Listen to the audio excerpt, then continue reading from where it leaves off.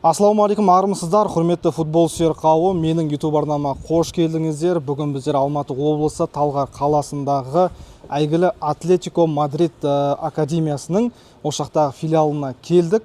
Көріп тұрғандарыңыздай, міне артында Атлетиконың логотипі тұр. Қазір ішке кіріп, сіздермен толыққанды ойыншылар, ошақта тәрбиеленіп жатқан шәкірттер қандай бөлмеде тұрып жатыр, қандай жерде жаттығу жасайды, қандай тамақ жейді деген сияқты барлығымен таныстырамыз. Микрофонды қазір гидке берем, гид сіздермен барлығын айтып береді. Сұрақтарымыз болса, оны да қоя жатармыз. Ендеше көп созбай бастайық.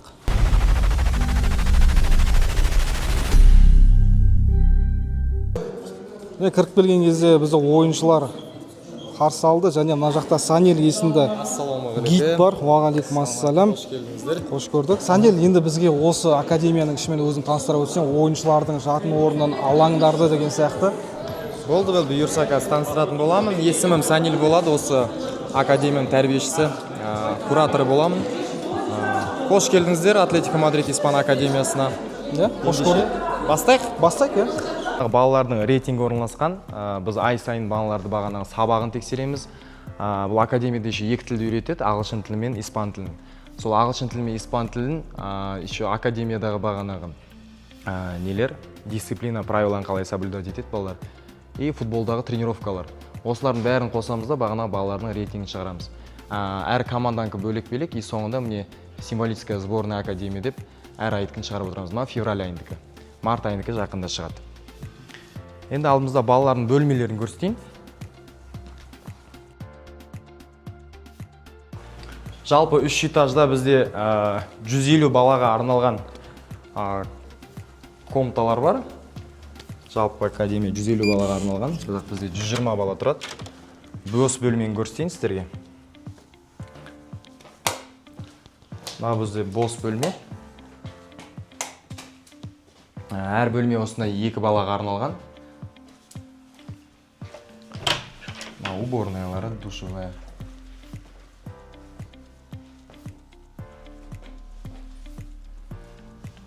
Осындай бөлмелерді өмірсірет.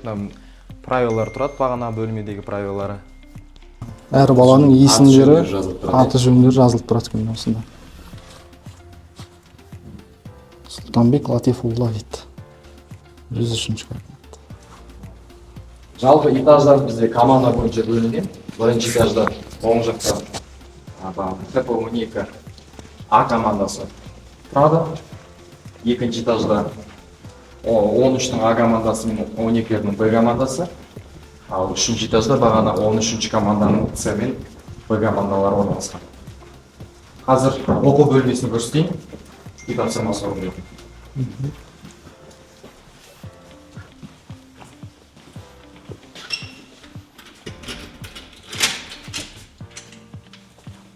Бұл жерде жалпы балалар қай сабақтан қиналады, сол сабағына көмектесеміз. Үй тапсырмаларын бірге орындаймыз. Экзамендер болса, экзамендерге дайындаймыз. Жалпы күнне 1 сағат пен 2 сағат арасында балаларға сабақ орындауға уақыт бөлінеді. Олар осы жерде орындайды, біз өзіміз тексеріп, бақылап отыратын боламыз. Балалар жалпы академияда телефон ұстамайды, осында телефондан жиналамыз. Мысалға ХП-13-тің телефондары. Күніне 1 сағат, 1,5 сағат уақыт береміз телефон қолдануға, кешкісін. Кешкі асты ішкеннен кейін бағана біз телефондарын таратып береміз. Әке-шешесімен сөйлесуге, үйдегілермен хабарласуға, бағана расписаниясын қарауға деген сияқты. Балалар бізде листпен қолдануға рұқсат жоқ балаларға. Спортсмен болғаннан кейін, академияда жүргеннен кейін олар тек қана осындай лестницамен жүреді. Бұл бізде 2-ші этаж. 2-ші этажда бізде әлі каникулдан келмеген балалардың киімдері сақталады бұл жерде. Негізі бұл жер бізде бутсы-сушилка. Бағанағы бутсыларын сол жерде сушиледі. 2-ші этаж бағанағы комнаталардың бәрі, бөлмелер бәрі бірдей. Оң жақта бізде ХП-13, яғни 13-тердің А командасы, сол жақта бағанағы 12-лердің Б командасы орналасқан.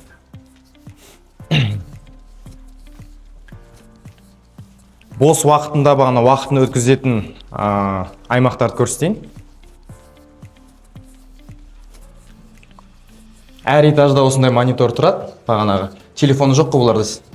Сол үшін бағана күнтізбелік жоспарын көріп отырады осыны.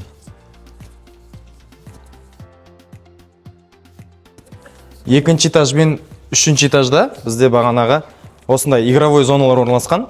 Балалар бос уақытында телевизор көруге рұқсат, бағанағы матчтардың трансляцияларын көреді, обзорларын көреді матчтардың. Иә, бізде міне ең үздік ойыншыларымыздың бірі Қырғызстаннан келген Ақниет деген жігіт бүгін ауырып қалып сабаққа бармаған, негізі қалған жігіттер сабақта. Бұл зонада бізде бағана шахмат береміз балаларға, уно, шашки деген сияқты сондай ойындарды ойнайды бұл жерде. PlayStation'дер бар, бірақ PlayStation'дер жай күндер емес, тек қана демалыс күндері ойнайды. Балаларға 4 мәзір тамақ беріледі. Иә, 4 мезгіл. Таңғас, түскі ас, кешкі ас, екінші кешкі ас және бағана балалар мектепке шығған кезде оларға және перекус беріледі. Бәрін қосқанда 5 рет қой, 5 рет тамақтанады. Асханамыз осы. Қазір балалар енді мектепте келген кезде, сол балалар келген кезде бірге тағы көрсек болады тамақтарын. Жаңа бір келген кезде балалар болған жоқ. Қазір олар сабақтан келіп түскі ас ішіп жатыр. Сіздерге сол процесспен бір таныстыра өтейін.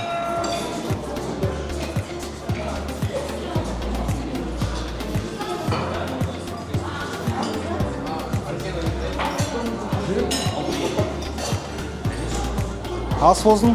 Рахмет. Приятного аппетита.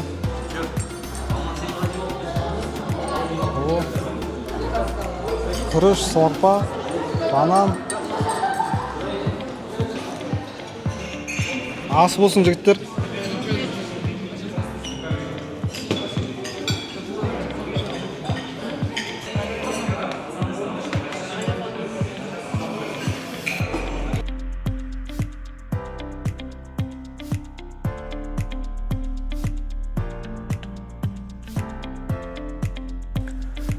Мына бізде екінші комплекс бағана спортивный комплекс деп айтылды ғой. Бұл жерде біз балалардың тренировочный залдары, полисы, бассейн, игровой залдары бағана бос уақытын өткізетін и музей орналасқан. Бұл жақта біздер испанский, английский тілдерден сабақ өтіледі.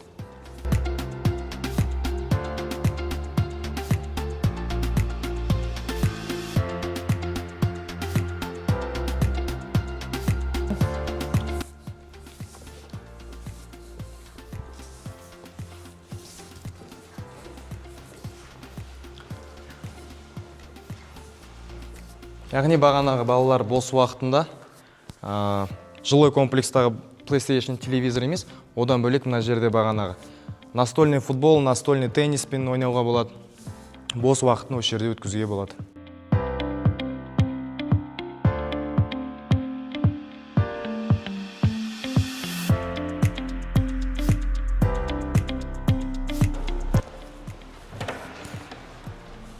Бұл балалардың раздевалкасы, иә. Раздевалкасы орналасқан. Душ екі жақта.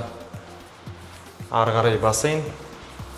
25 метрлік бассейн. 1,5 тереңдіктен бастап 2 метрге дейін жетеді тереңдігі.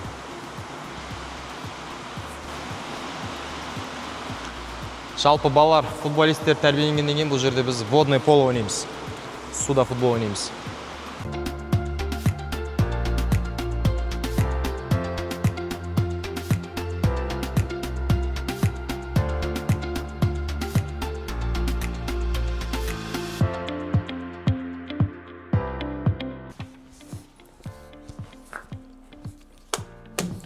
Бұл жерде біз бағанағы балалармен жиналыстарды өткіземіз. Әр апта сайын бізде классный час бар, тәрбие сағаты. Тәрбие сағатында бағана бір аптадағы сабақтарын, тренировкаларын, бағанағы тәртіптерін айтатын боламыз. И бағанағы демалыс күндерінде кино көрсетіледі бұл жерде. Бағана спорттық кинолар, бағана мотивация беретін киноларды балаларға көрсететін боламыз. 150 адамға арналған конференция. Біз бағанағыдай бірінші этажда көрсеттім ғой, рейтингті балалардың. Сол ай сайын сол топ 3 әр командадан, бағана символическая сборна 11 адам, солардың бәрін осы 150 адамның алдында шығарып сөйлеткіземіз негізі. Осы бір айдың ішінде сен қалай жеттің осыған, қалай жоғары бал алдың деген сияқты.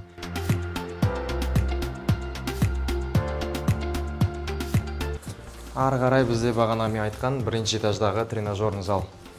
Балалар бағана матчтың алдында осы жерде жаттығуларын жасап, матчқа дейін қыздырынады. тренировкаға дейін қыздырынады. Раздевалкалар осында орналасқан.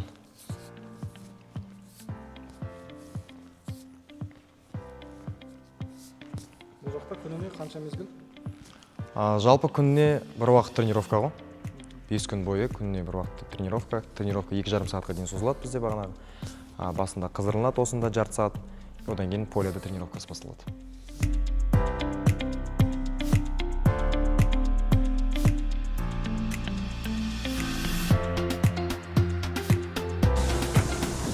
Ары қарай енді поле, купол бізде.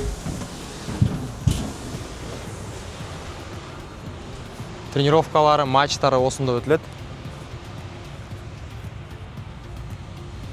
Жалпы мына куполды тоже қысқа арнап салған, негізі жақында күн жылитын болса, енді майға таман мынаны түсіріп алып тастайтын боламыз. Күзде қайттан бағана орнатады. Салынбалы. Иә. Иә, жасанды алаң. Негізі осы полияның артында сыртынан қарайтын болсаңыздар, салынып жатқан бағана полиялар бар, негізі 4-5 полия салынып жатыр. О жерде осындай үлкен форматтағы полия кәдімгі шөптен болады бұйырса. Табиғи газон болады. Қазір енді жасанды газонда бұлар.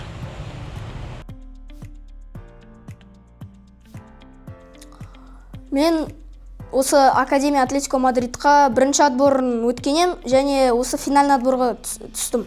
Осы финальный отборға келгеннен кейін бізде 5000 баладан 60-ын алды. Сол 60-ына түстім, және 60-нан 22-сын грантқа алған еді. Бірақ мен грантқа түсе алмай қалдым. Бірақ осы академияға опыт жинау үшін, грантқа түсу үшін осы академияға келген боларым. Отбор саған қанша? Отбор өте қатты қиын болған жоқ, бірақ балдар, басқа қалалардан келген балалар болды, өте жақсы ойнайды. Бізде жақсы конкуренция болды, бірақ сол 60 баланың арасынан өздерін жақсы көрсеткендер түсті. Сен өзің қай қаладансың? Мен өзім Қостанай облысы Рудный қаласынан келгем. Сол Қостанайда енді Тобыл деген команда бар, сол Тобылдың ойындарын қарап тұрасың ба, Қазақстан премьер-лигасындағы ағаларыңды? Иә, мен Тобыл ойнайтын кезде папаммен бірге матчтарға барам. Тобылдың жанкүйерлеріміз күнде матчтарын қараймыз. Тобыл сапынан кімдер ұнайды саған? Тобылдан маған Чесноков ұнайтын еді, бірақ ол кетіп қалды. Сосын Чесноков менің ең сүйікті ойыншыларымның бірі болған еді. Енді Чесноковты жаңағыдай кумирім деп айтып жатсың, енді өзіңде болашақта сол Ислам Чесноков сияқты басқа шетелде ойнағың келе ме? Нақты қандай клубта ойнауды армандайсың болашақта? Болашақта мен осы біздің Атлетико Мадридта ойнағым келеді. Өйткені осы Атлетико Мадрид арқылы мен жақсы уровень жинап, болашақта шетелге шығам деп ойлаймын. Атлетико Мадридтан саған кімдердің ойыны ұнайды? Атлетико Мадридтан маған Хулиан Альварес, Гризман дейтін ойыншылар ұнайды. Сен қандай позицияда ойнайсың қазір? Мен жартылай қорғаушы және левый вингер болып ойнаймын. Өз позицияң өзіңе ұнайды? Иә. Сабақпен жаңағыдай жаттығуды бірге алып жүру саған қиын ба? Маған негізі қиын емес. Мен сабақты 5-ке оқимын. Маған бірге оларды ұстап жүру ондай қиын емес. Тренировкаларды да өзімді жақсы көрсетем, және сабақты да жақсы оқимын. Қандай пәндер ұнайды саған мектепте? Маған Қазақстан тарихы ұнайды. Өйткені біз өзіміздің тарихымызды білу керекпіз. Қазақстан тарихы ол негізі маңызды пәндердің бірі. Өйткені егер біз өзіміздің тарихымызды білмесек, біз қандай қазақ боламыз? Мен осы академияға грантқа түсем деп келгем. Мен осы Атлетико Мадридтің финальный отборына түскемін, бірақ уже дальше грантқа түсе алмай қалдым. Бірақ бәрібір де мен өзіме сеніп, ата-анама айттым, осы жаққа келейінші деп. Атлетико Мадрид академиясы өте жақсы, барлығы бар, тамақтары да жақсы, комнаталары да жақсы, барлығы устраивает.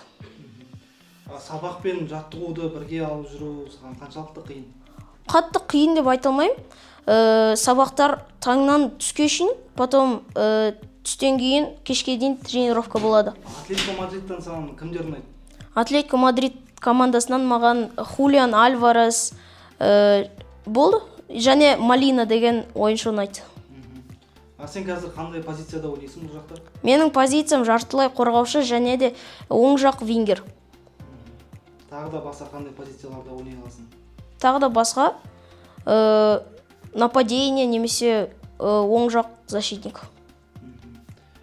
Жарыстарға сен қатысып жүрсің ғой? Иә, қатысып жүрмін. Сол жарыстар жайында айта өтсең, үнемі гол соғып тұратын шығарсың бәлкім. Өзің сол жарыстағы сәттеріңмен бөліссең. Бізде 2 жарыс өтті, олар J-лига және Малыгин кап. Біз J-лигадан 2-ші орын алып қалдық, ал Малыгинадан 1-ші орын алдық.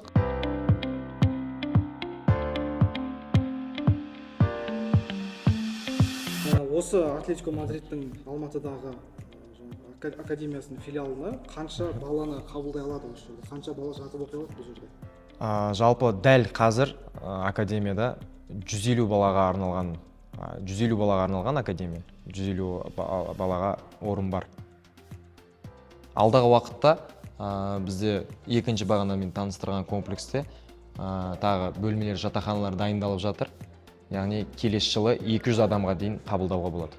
Бізде жалпы Ресейден келген балалар бар, Ижевск қаласынан бар, Қырғызстаннан, Бишкектен, Түркменстаннан келген бала бар. Ондай шетелден келген балалар көп бізде. Одан кейін енді Алматыда жаңа Қайраттың академиясы бар, Қазақстан футбол федерациясының өзінің академиясы бар. Ол жақта да тәрбиеленушілер бар ғой? Бар. Солармен жолдас кездесу болып тұрады ма? Және турнирлерде кездесіп жатады, өткенде қателеспесем Қайратты жеңді Атлетико. Иә, дұрыс айтасыз. Осы жақында бізде бағанағы Шымкентте турнир әлі болып жатыр. Ертең соңғы финальный матчтар болады. Ол жерде Қайрат командасы мен біздің А командамыз, 12А командамыз кездесіп, жеңіске жеткен болатын. Одан кейін балалар қанша жастан бастап қабылданады сол жайында? Жалпы былтыр біз бағана отбор басталған кезде балалар 2013 және 2012 жылғы балалар қабылданған болатын, отбордан өтіп. Енді алдағы уақытта бұйырса жазда 2014 жылғы балалар қабылданатын болады. Мектепке қай жаққа барады балалар? Мектепке осы жақын жерде 10 минуттық жерде бізде 25-ші мектеп, жаңа мектеп бар. Балалар сол жерге барып оқиды. Балаларды біз арнайы бағана Атлетико Мадрид автобустарымен тасымалдаймыз. Жаңа қосымша испан тілі үйретіледі деп айттыңыз, қателеспесем. Сол жайында бір айтып өтсеңіз. Тек қана испан тілі ғана емес, бізде бағана енді жалпы испан академиясы болғандықтан бірінші очередь біз испан тілін, екінші және ағылшын тілін үйретеміз. Ағылшын және испан тілін. Себебі егер балалар деңгейі көтеріліп бағанағы Европаға шығып, үлкен командаларға ауысатын болса, бұл тілдер қажет деп санаймын өзім. Жаңағы қазақша, орысша класс деп бөліне ме бұл жақта? Иә, әрине. Біз балалар қазақша, орысша класс болып бөлінеді. Кейін кезде документтерін қабылдаған кезде біз сұрап аламыз әке-шешесінен қай тілде оқыған ыңғайлы деп. Біз балаларды бағана сол таңдаған тіліне байланысты мектепке орналастырамыз. Бапкерлер жайында, олар шетелдік бапкерлер ғой, Испаниядан арнайы келген. Иә, әрине, Испаниядан осы біздің Атлетико Мадридтің негізгі командасында болған испан бапкерлері бар. Біздің өзіміздің Қазақстанда бұрын сборныйда ойнаған өздері бывший футболист бапкерлеріміз де бар. Солар бәрі бірігіп балалармен жұмыс жасайды. Олар енді балалармен жаңа тіл табысқан кезде көбіне қолдармашылар арқылы сөйлесе ме, қалай? Иә, көп балалар уже жарты жылдың ішінде испан тілін үйреніп қалды деп айта аламын. Сабағын жақсы оқитын балалар көбісі уже бағанаған аудармашы сызақ түсінеді испан тілін.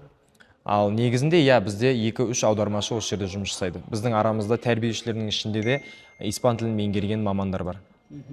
Одан кейін балалардың жаңағы бір күндік бір расписаниесін айта аласыз ба, мысалы, қанаттан осындай уақытта тұрады, осындай уақытта жаттығу жасайды деген. Иә, мысалға айта кетейін, мысалға 2012 жылғы біз таңғы 6-да оятамыз.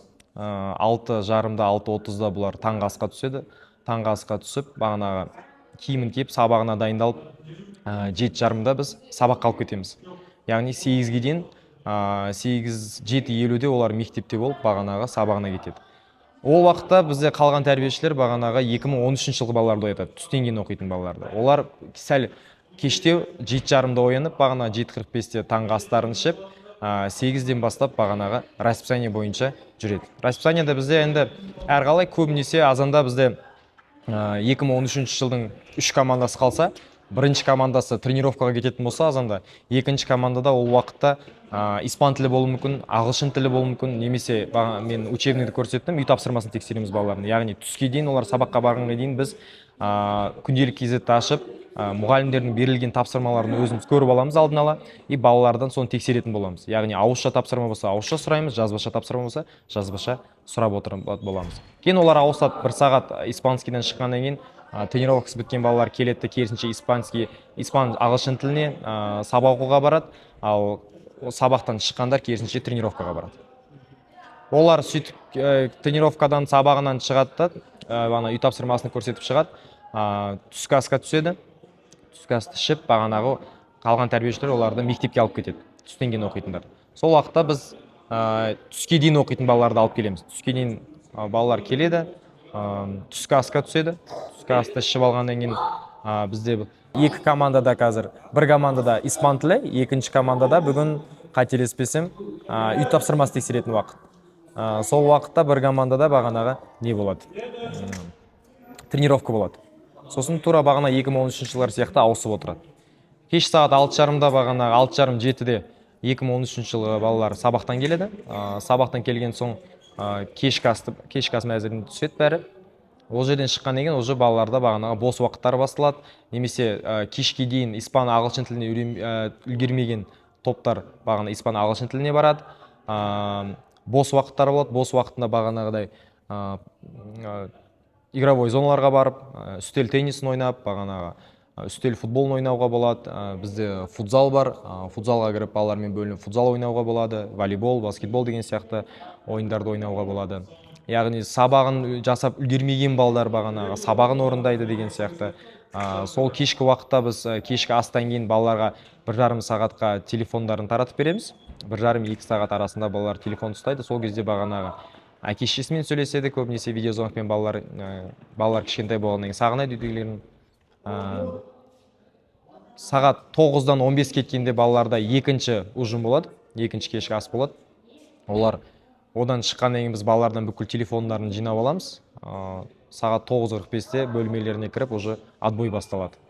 10-ға дейін балалар жуынып, шайынып, бағанаға жатады. Балалардың жаңағы тамақтарына байланысты қандай да бір ерекшеліктер бар ма? Мысалы, тәтті жеуге болмайды деген сияқты. Иә, әрине біз оған қатал түрде қарайды біздің бағана испан бапкерлері. Біз балалар каникулдан келеді бағанағы, немесе әке-шешесі бір күнге көруге алып кетеді. Сол кездерде біз балаларға әрдайым айтып тұрамыз, тәтті жеуге болмайды, тәтті жеп келмеңіздер деп. Себебі кейбір балалар сөйтіп демалыс күндері әке-шешесімен кездесуге шығады да, бағанағы фастфуд жеп алады, тағы басқасын жеп алады. Осы жерге келгеннен кейін бағана тренировкадан кейін іші өтеді, ауырады деген сияқты. Сол үшін біз әрине оған негізі тыйым салынады. Рұқсат етілмейді ондай тамақтар. Тамақтардың бәрін бізде осы жерде главврач бар. Сол главврачтың рұқсатымен ғана беріледі.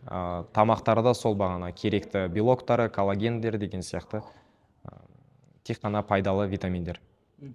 Бұл жаққа енді жаңағы баласын әкелгісі келетін ата-аналар нені білу керек? Жалпы егер футбол саласында жүрген балалар ғой, әрине, басқа командаларда ойнап жүрген балалар, олар бірінші сабағына біз қатты қараймыз. Бізде 3-ке оқитын бала болмау керек академияда.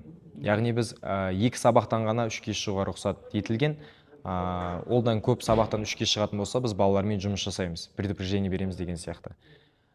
Сабақты футболмен бірдей алып жүру керек. Сабаққа көңіл бөлу керек, бағанағы баланың денсаулығына, әрине, тренировкасына деген сияқты.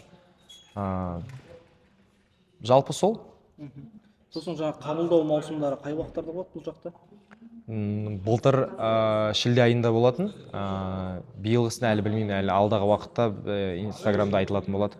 Нақтылама айтылады. Жалпы біздің балалар қазір дайындық үстінде. Осы жақында бұйырса алдағы аптада балаларымыз Испания еліне ұшатын болады. негізгі Атлетико Мадридтің Мадридтегі академиясына барып, академиясымен танысып, сол жерде жаттығулар жүргізіп, сол жердегі академиядағы балалармен бағанағы товарищеский матч дейміз ғой, сондай өткізіп келетін, жолдастық кездесу өткізіп келетін болады. Мынау мінекей академияға кіре беріс жер Беневедос деп айтама, бұны қалай болса испан тілінде барлық жерде қазақ тілімен бірге, ағылшын тілімен бірге испан тілінде қатар жүреді. Және мына бір видті сіздерге көрсеткім келіп тұр. Академиядан алға шыққан бойда осындай керемет Алматының таулары бар. Одан бөлек енді академияның алдыда сондай бір кішігірім парк сияқты өте әдемі етіп жасалған. Сыртта таза ауа жұтып серуендеуге, ауладан шықпай-ақ осы академияның ауласында серуендеп жүре беруге болады. Өте әдемі. Кейін мынандай мүсіндер бар.